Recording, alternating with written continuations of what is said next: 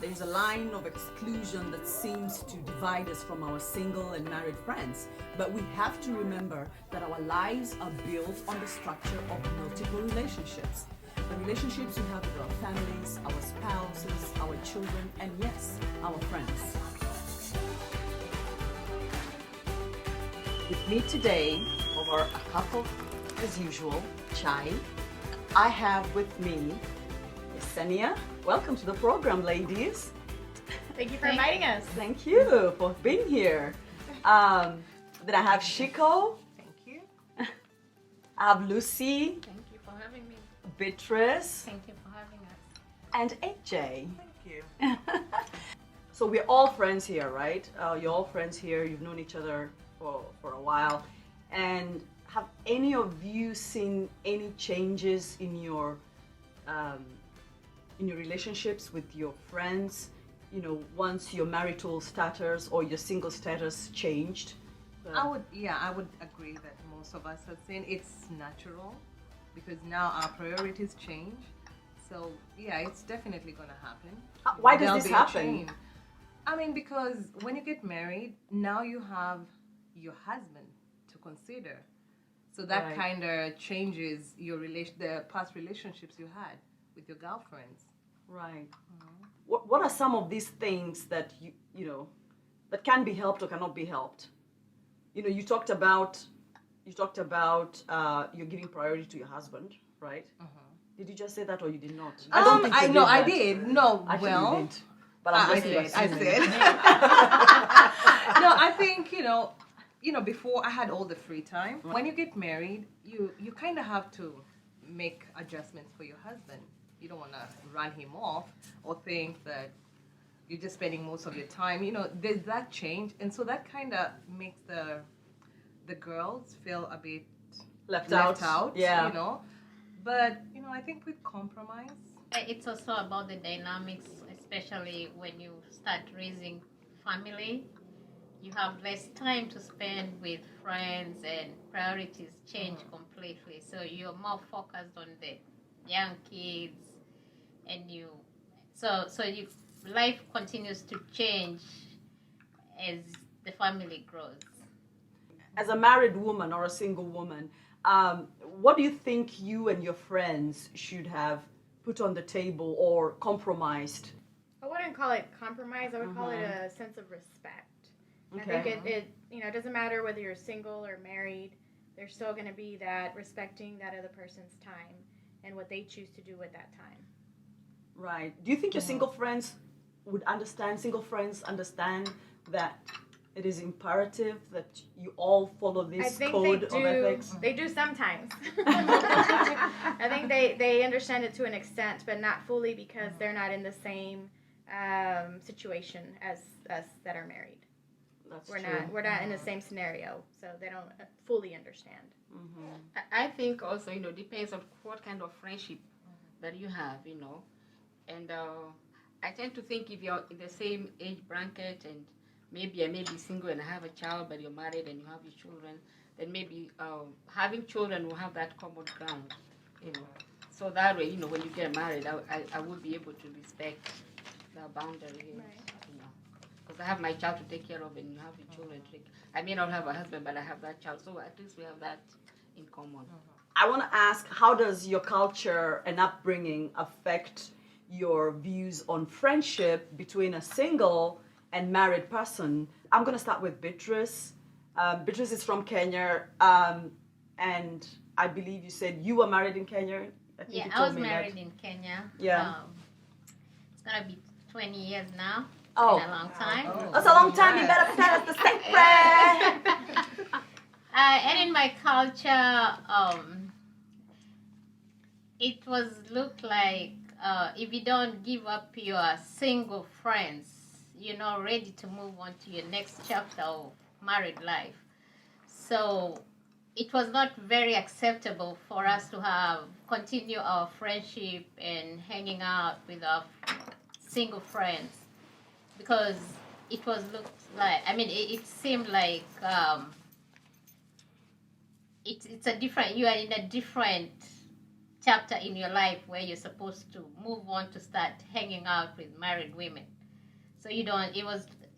It's regarded as a disrespect to Society. to the society. Yeah, like you are not ready. You are not really ready to get married and move on. Right, and I understand because some of the cultures are so strict. Actually, I think they're so fierce into implementing marriages that you leave everything that you ever known, your friends, your family, everything that you know, and go and be the submissive person you are supposed to be to this one man, right? So, Lucy, do you have anything to add to that? Yeah, in the same culture, when you're single and you have a married friend, they kind of put it like you should not have that relationship anymore. And, to the single people, I think it's a little bit of a downer. Right. They make you feel like really you don't Inferior. belong or something, or the married person is more special than you are, and that can be, you feel belittled or like, and you find some people rushing into marriage because of that. Right. Like if you have 2-3 friends of yours, they go and get off, they get married and you're left out. Sometimes you may end up with the wrong person because you want to fit in with them and you don't want to lose your friends, So that's part of the culture that can be a little bit off, Right, can Yeah. be constricting to Yeah, your it's married restricting. friends. And yes. yeah, okay, great. What happens in Mexico? I don't believe that. I don't believe it's that strict. I didn't realize that it was that strict in Kenya. But we are traditional, so it is, to be known that a young Hispanic girl, after she turns 15, she becomes a lady, and they're basically, at that point where you're grooming them to become a good wife. Hold on. So 15 years old. That's where you hear the quinceañera. So after Right. a quinceañera, the young girl becomes a young lady. That is the That's- traditional. We have similar traditions. Yeah, and do. actually we do, but it seems like theirs is like a really significant milestone into 15. We don't have any ceremony. I don't know. Do you all have any Yes, we ceremony do. You have after I 15? mean, I don't know, and I'm sorry, maybe we should let her finish with how the quinceañera is done, but yeah, we have something similar. Oh, okay, that's Tanzania. Okay, I've been to a quinceañera, and your girls are adorned, looking so mature They do. at that age.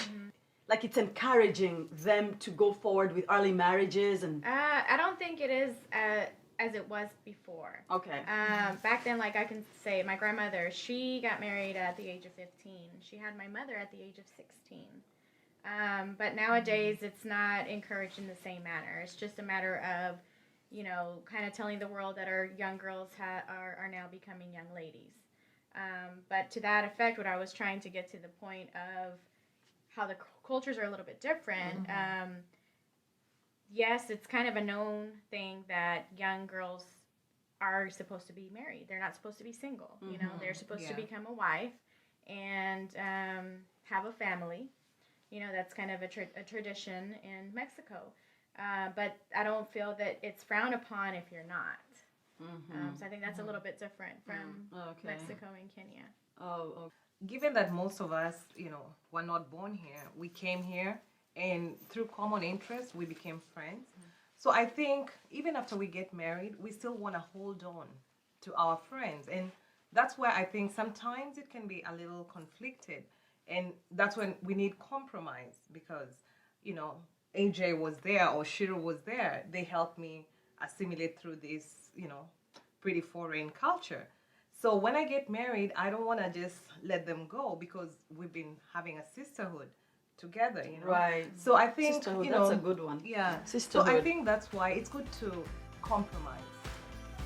So I think that's my take on it. Bongapoa simply means school chat.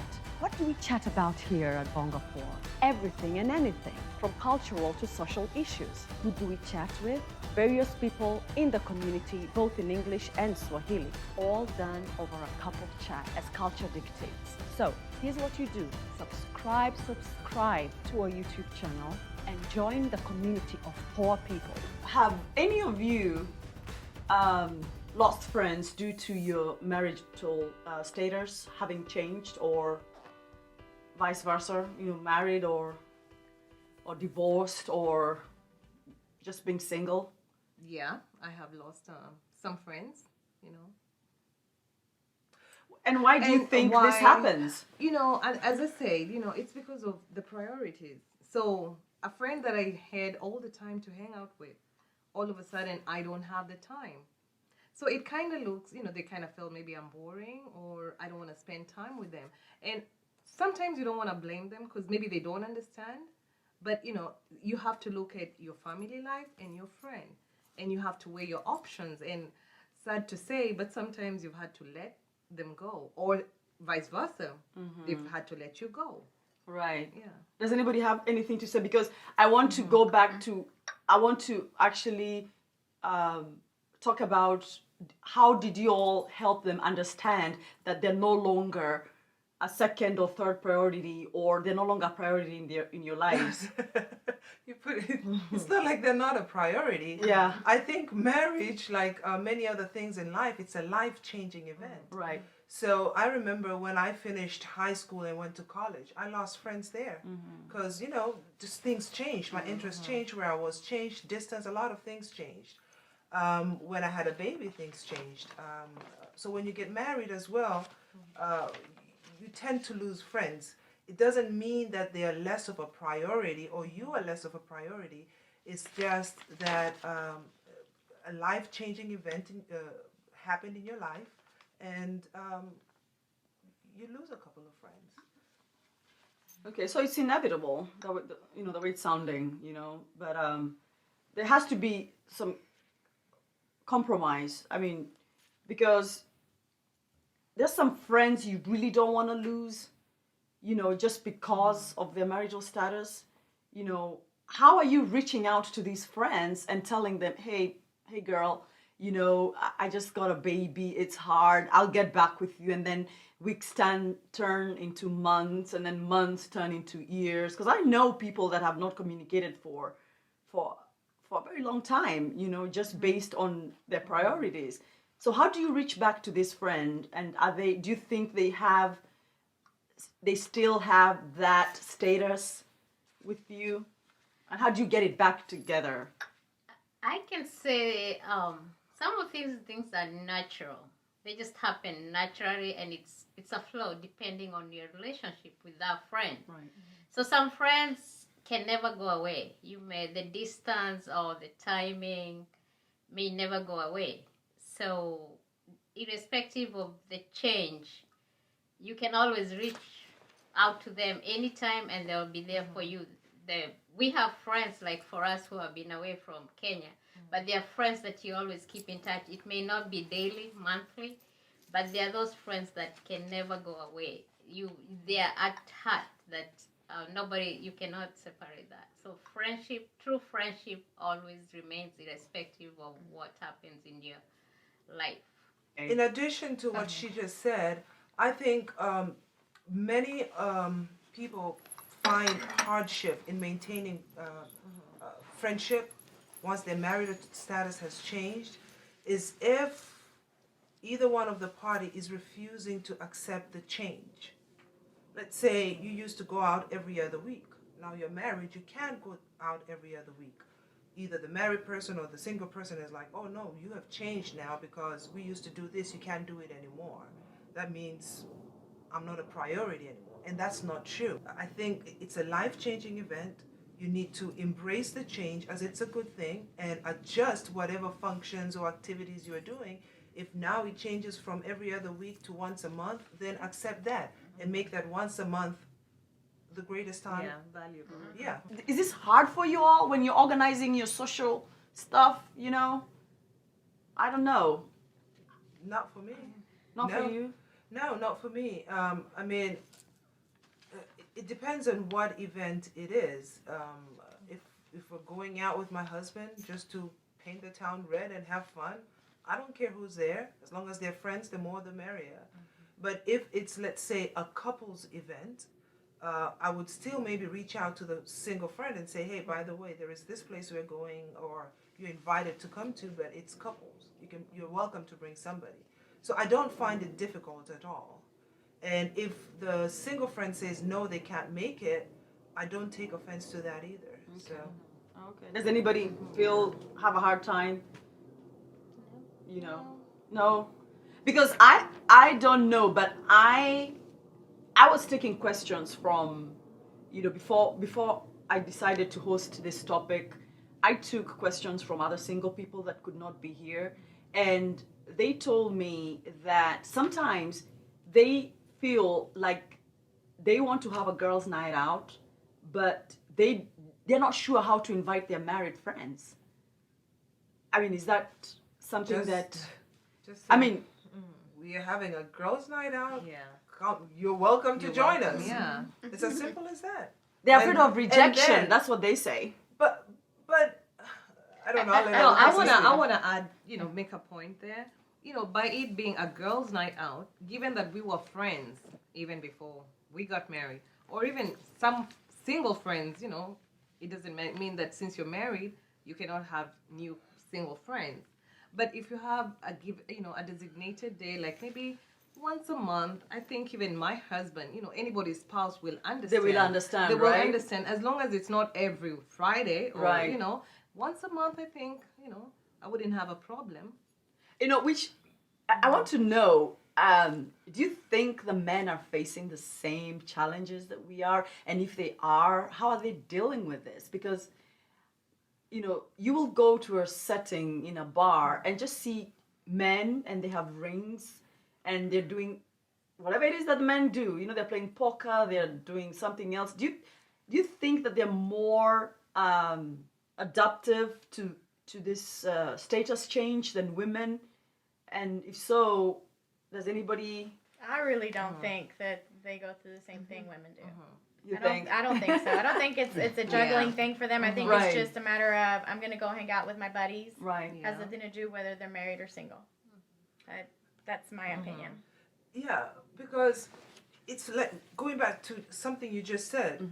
The single women are afraid of asking the married women to come out for a girls' night out because they're scared of rejection. Right. It's like, it's not rejection, it's just that I can't make it. I seriously can't make it because of whatever reason. Right. So, and I think women, we tend to personalize this. Oh, before I would invite you would come, but now you can't, and you've hurt my feelings. Guys, it's like, hey, it is Can't what go, it you is. can't You want to come hang out, hang out. You don't, you don't. So Yeah. I think women, we are here and guys are here. Up there. Yeah. So if there is anything for women to learn is, Be less emotional. yeah, my husband loved to hear that. It's not what you said, it's how you said it. No, but Yeah. but it's that. I think women, and we are so hard on each other, and maybe on ourselves. It's like, oh, we're so quick to feel as if it was an attack against Right. me personally. Right. Whereby it's not it. My child is sick, I can't leave. Or my husband is home, he's been away for whatever. My husband is home, I can't leave. It's nothing against the friend. Right. But I think it depends, what kind of a friend is this, how committed a friend is this, because if it's a really good friend, she should be able to understand, your situation and have the boundaries to know, I can only go out with beatrice, at a certain time because her situation is changed now, and I need to respect that. In the same way, if I invite her to my, a function or whatever, if she says no, and the same way, if you invite me to your function and I can't come, I'll be like, okay, you're gonna have all these your married friends. It might make me feel a bit uncomfortable, not because I don't want to be your friend, but because I don't want to be uncomfortable, even make others uncomfortable. You may not be uncomfortable with me because of my friend, but your other friends may feel a little bit uncomfortable with me being there. How much do you all rely on your girlfriend's friendship? I mean, is it? Do you think you need the mix in your relationships? Definitely. Or do you just want single women on single no. and married and you know. No, it's good to have the different friendships. So, you know, for any kind of issues that we go through in life, to have everybody's point of view is different from a married friend and a single friend. So it's very important for us to have mixed friendships like that. And again, being here, we are far from home, so we don't always have family. So you need your friends. You need friends to be there for you when you need them. So, irrespective of your status, you need friends to come in whenever you have a situation or just hang out. So you need everyone around, whether single or married. The important thing is to recognize that friendships, no matter how old or new, are important to all of us.